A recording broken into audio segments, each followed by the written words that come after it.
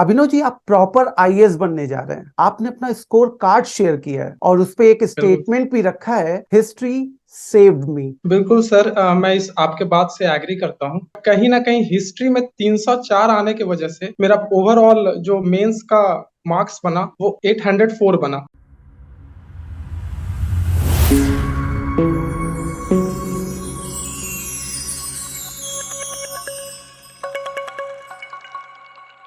Abhinav ji, the study institute और Manikant sir की ओर से आपको बहुत बहुत बधाई। आपने इंडिया के टफेस्ट एग्जाम को क्लियर किया है। जब आपको पहली बार ये जानकारी मिली तो आपका फर्स्ट रिएक्शन क्या था?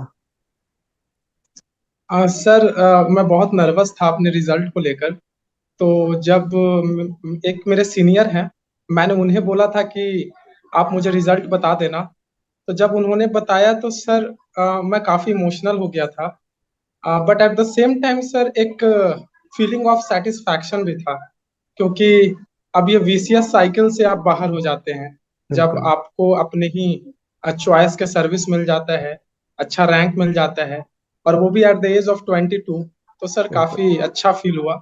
Yes sir. Very good. Abhinav ji, आप प्रॉपर आईएएस बनने जा रहे हैं और जैसा कि यस मैंने सर। आपके स्टेटस पर देखा, आपने अपना स्कोर कार्ड शेयर किया है और उस पे एक बिल्कुल। स्टेटमेंट भी रखा है, हिस्ट्री सेव्ड मी। जब हमने इस स्टेटमेंट को देखा तो हमें बहुत खुशी हुई और इस चीज का हमें बहुत संतोष हुआ कि द स्टडी आपके काम आया और कहीं ना कहीं मणिकांत सर आपकी सफलता में अपना योगदान दे पाए। क्या कहना चाहेंगे सर? बिल्कुल सर। बिल्कुल सर, मैं इस आपके बात से एग्री करता हूँ। सर, मेरा अगर आप मार्कशीट देखे होंगे तो जीएस 3 में मेरा सिर्फ 63 मार्क्स आया है। तो सर वो बहुत ज्यादा मेरा जीएस का मार्क्स को इम्पैक्ट कर सकता था। बट कहीं ना कहीं हिस्ट्री में 304 आने की वजह से मेरा ओवरऑल जो मेंस का मार्क्स बना वो 804 बना, जी। जिसके कारण से सर मेरा सिलेक्शन और ये रैंक सर मुझे मिल पाया। अभिनव जी, आप द स्टडी के रेगुलर स्टूडेंट रहे हैं। आपको हमारी क्लास से क्या फायदा हुआ? सर, मणिकांत सर की बहुत ही अहम भूमिका इसमें रही है, क्योंकि सर लॉकडाउन के टाइम पे जब फिजिकल मोड पॉसिबल नहीं था, तो उस टाइम पे मणिकांत सर ने एक स्पेशल ऑनलाइन क्लासेस स्टार्ट किए थे। तो बिल्कुल। सर जब मैंने उसे ज्वाइन किया तो उसका बेनिफिट सर मुझे आंसर राइटिंग में या हिस्ट्री को समझने में सर काफी रही है। तो ठीक है। ये क्योंकि तो यस। जी जी जी, प्लीज आप कंटिन्यू करें। सर, इसका एक ये भी रीजन है कि सर मणिकांत सर का जो अप्रोचेज होते हैं वो काफी डिफरेंट होता है। जी। तो इस वजह से सर एक इसका कहीं ना कहीं, और ये रीजन है सर, मेरा जीएस पेपर 2 में अराउंड 180 आया है सर। बिल्कुल। तो यस सर। व्यूवर्स के लिए हमने अपने स्क्रीन पे इनका स्कोर कार्ड भी डिस्प्ले किया हुआ है। आप देख सकते हैं कि किस तरह इन्होंने हिस्ट्री में एक्सेल किया और इसीलिए इन्होंने स्टेटमेंट दिया, हिस्ट्री सेव्ड मी। ओके, हम यस अगले सर। क्वेश्चन की तरफ चलते हैं। अभिनव जी, जैसा कहा जाता है, history is a mother of all subjects. History सभी विषयों की जननी है। तो क्या मैं जान सकता हूं कि इतिहास विषय की तैयारी का लाभ आपको जीएस और एसए पेपर में कैसे मिला? बिल्कुल सर। जैसे कि सर ऐसे में जब आप क्वेश्चन स्टार्ट करते हैं तो एक तो आपका इंट्रोडक्शन होता है, और जब आप उसके बाद सर वो हिस्टोरिकल एंगल से ही हम लोग स्टार्ट करते हैं। तो सर अगर कोई भी चीज है, जैसे कि अगर इस बार का एक ऐसे था, poets are the legislator of the world. तो सर उसमें हिस्टोरिकल जो एंगल थे, जैसे इंडिया में सरोजनी नायडू हो गए, रविन्द्रनाथ टैगोर हो गए, तो ये सब जो इनका जो पोएट्री था वो कैसे इम्पैक्ट किया, भक्ति सेंट्स थे। तो सर हिस्ट्री का तो रोल, हर कोई भी आप ऐसे लिख रहे हो उसमें बिल्कुल। हिस्टोरिकल एंगल होगा ही। बिल्कुल। और सर जीएस में पेपर 1 जो है वो पूरा सर हिस्ट्री, उस 50% हिस्ट्री है, क्योंकि उसमें एंशियंट है, मिडीवल है, मॉडर्न है, कल्चरल एस्पेक्ट्स भी है।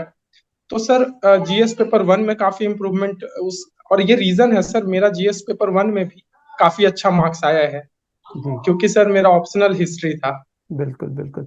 आपकी बात हमारे लिए एक मोटिवेशनल फैक्टर की तरह काम कर रही है, और जो आपने ये हम लोगों को अपनी समझ के बारे में जानकारी दी है, ये निश्चित रूप से जो विद्यार्थी हमें सुन रहे हैं उनके लिए काफी फायदेमंद होगा। अभिनव जी, बिल्कुल मणिकांत सर का विशेष बल आंसर राइटिंग पर होता है, तो क्या आप बता सकते हैं कि सर के इस प्रयास से आपको कितना लाभ मिला? बिल्कुल सर, मणिकांत सर का जो अप्रोच होता है वो बहुत डिफरेंट होता है। जी। वो आंसर राइटिंग सर बहुत ही होलिस्टिक अप्रोच के साथ वो आंसर राइटिंग को करवाते हैं।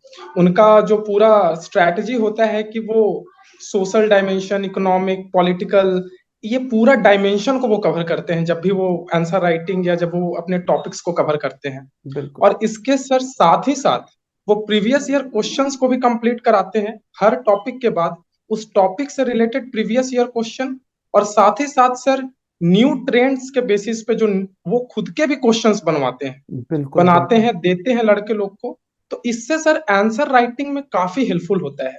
जी जी। और ये आई थिंक सर मुखर्जी नगर या करोल बाग के किसी भी स्टूडेंट से अगर आप हिस्ट्री पे पूछिएगा तो आंसर राइटिंग के लिए सर मणिकांत सर का ही नाम आई थिंक टॉप पे बहुत आता है। बहुत धन्यवाद इस अप्रिसिएशन के लिए।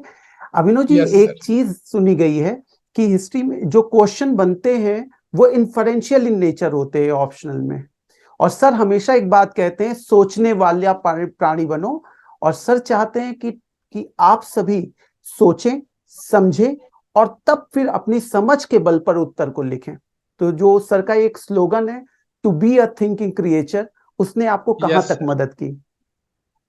सर जैसा कि हिस्ट्री या पूरा जो यूपीएससी का जो सर मेंस का क्वेश्चंस होते हैं वो बहुत अनसर्टेन और बहुत ही रैंडम सर होते हैं। अगर आप हिस्ट्री का क्वेश्चंस देखें तो काफी उसको सर पहले तो जो भी क्वेश्चन है उसको तो पहले समझने में ही काफी टाइम लग जाता है। आप उसको समझते हैं और उसके बाद उसको आंसर करना, उस डिमांड्स को मीट करना काफी चैलेंजिंग होता है। तो बिल्कुल। अब अगर आप थिंकिंग क्रिएचर नहीं है तो आप एग्जामिनेशन हॉल में कभी भी वो आंसर को, उस डिमांड को फुलफिल कर ही नहीं पाइएगा। तो जी। I think sir Manikant sir का जो वो थिंकिंग क्रिएचर बनाने का जो मेन एम यही होता है कि आप जो यूपीएससी का अनसर्टेनिटी है, जो रैंडमनेस है, आप उसको एग्जामिनेशन हॉल में अच्छे तरीके से हैंडल बिल्कुल। कर पाए। मीन्स इन शॉर्ट आप ये कहना चाहते हैं कि वर्टिकल स्टडी तो हम कभी भी कर सकते हैं, कहीं भी कर सकते हैं, सेल्फ स्टडी से भी कर सकते हैं, लेकिन यस सर। हॉरिजॉन्टल स्टडी, एक टॉपिक से दूसरे टॉपिक को कनेक्ट करने की मणिकांत सर की कनेक्ट, कला आपके लिए काफी हेल्पफुल रही है। जी। बिल्कुल बिल्कुल सर। इनफैक्ट जब वो पढ़ाते थे तो भी वो बहुत इस टाइप से लिंक करते थे कि जी। कैसे वो हिस्ट्री पढ़ाते पढ़ाते उसको इकोनॉमिक डोमेन में कर दिए, उसको सोशल डोमेन से लिंक कर दिए। बिल्कुल तो ये बिल्कुल। सर बहुत हेल्पफुल हो जाती है। जी। और ये अभिनव जी, अगले सर कहीं ना कहीं क्वेश्चन। जी। आंसर को भी थोड़ा डिफरेंट बनाती है। बिल्कुल। अभिनव जी, अगले क्वेश्चन की तरफ चलते हैं। अभिनव जी, ऑप्शनल में आपने 304 मार्क्स गेन किए हैं। यस इस सर। आधार पर आप टॉप 10 में आ सकते थे, क्योंकि जहां तक विशेषता मेरी जानकारी है, टॉपर के स्कोर 327 मार्क्स के आसपास हैं। Yes right?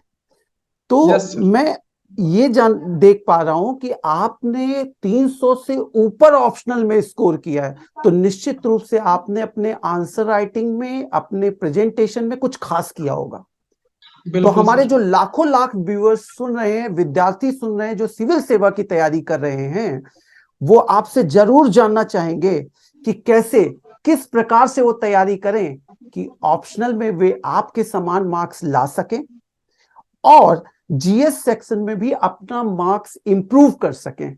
तो निश्चित रूप से आपके शब्दों को वो सुनना चाहेंगे, वो सभी बहुत व्याकुल होंगे। प्लीज आप इस पे कुछ प्रकाश डालें। सर ऑप्शनल में, हिस्ट्री ऑप्शनल में पार्टिकुलरली तीन चीज सर बहुत इंपॉर्टेंट होती है। पहला है सर सोर्सेस। आप कोई भी टॉपिक पढ़ रहे हैं तो उसके सोर्सेस पे आप जरूर देखें कि क्या क्या सोर्सेस हैं उस टॉपिक्स के। जैसे अगर आप सर मौर्यन पीरियड का पढ़ रहे हैं तो उसके काफी सोर्सेस होते हैं, जैसे अर्थशास्त्र हो गया, या जो फॉरेन ट्रेवलर्स हैं, या कुछ मेटलिस्टिक एक्सकेवेशंस मिले हैं। तो उन सब पे फोकस करें, उनको नोट डाउन करें। दूसरा है sir historiography. Historiography sir historical interpretation काफी इंपॉर्टेंट होता है। आप जितना ज्यादा हिस्टोरियंस को कोट करेंगे उस टॉपिक से रिलेटेड, आपका नंबर इंप्रूव होने का चांस भी और बढ़ जाता है। और तीसरा है sir historical term. Historical term काफी इंपॉर्टेंट होता है। जैसे अगर आप सोशियोलॉजी पढ़ रहे हैं तो उसके लिए उसमें सोशियोलॉजिकल टर्म इंपॉर्टेंट होता है, आप जनरल आंसर नहीं लिख सकते हैं। बिल्कुल उसी तरह से सर हिस्ट्री में हिस्टोरिकल टर्म काफी इंपॉर्टेंट होते हैं। जब आप अगर इंडस वैली या किसी पे भी क्वेश्चन है तो आप सरप्लस प्रोडक्शन हो गया और इस टाइप के जो टर्म्स हैं सर उस पे काफी फोकस करना होता है। बिल्कुल। इसके अलावा सर एक दो छोटे छोटे चीज हैं पर वो भी मार्क्स इंप्रूव होने में काफी हेल्पफुल होती है। वो है सर मैप।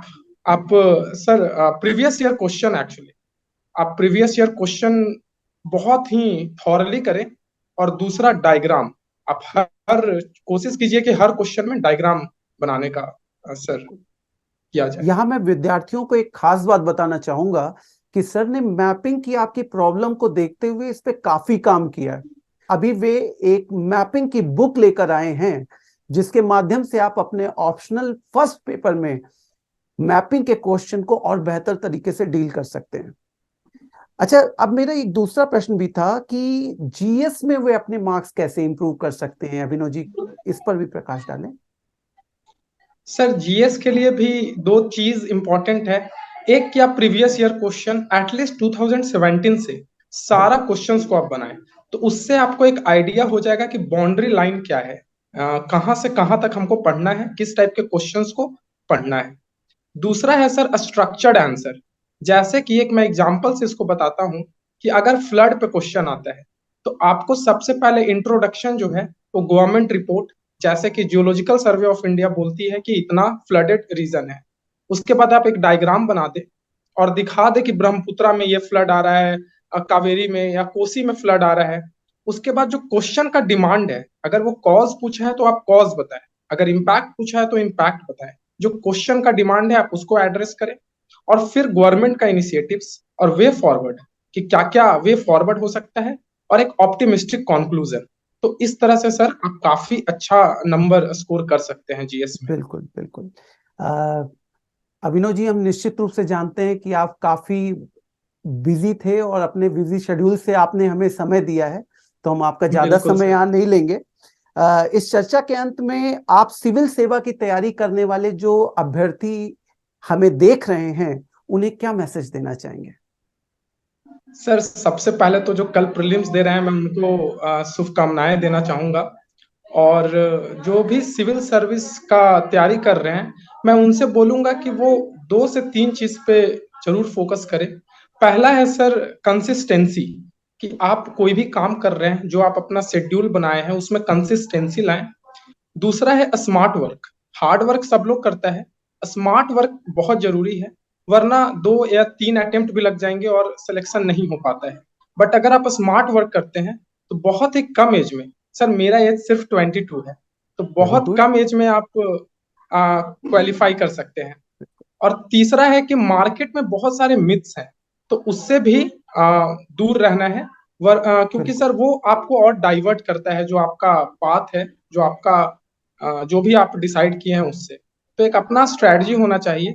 आप टॉपर्स को सुनिए और सही मटेरियल को कंसीडर करके आप आगे बढ़िए तो सिलेक्शन जरूर होगा। बिल्कुल अभिनव जी, निश्चित रूप से इसको ध्यान में रखते हुए सर ने इस बार कॉन्सेप्ट कैप्सूल और प्रीलिम बूस्टर नाम की 2 पुस्तकें भी लॉन्च की हैं जो प्री के लिए बहुत ही इफेक्टिव सिद्ध हो रही हैं।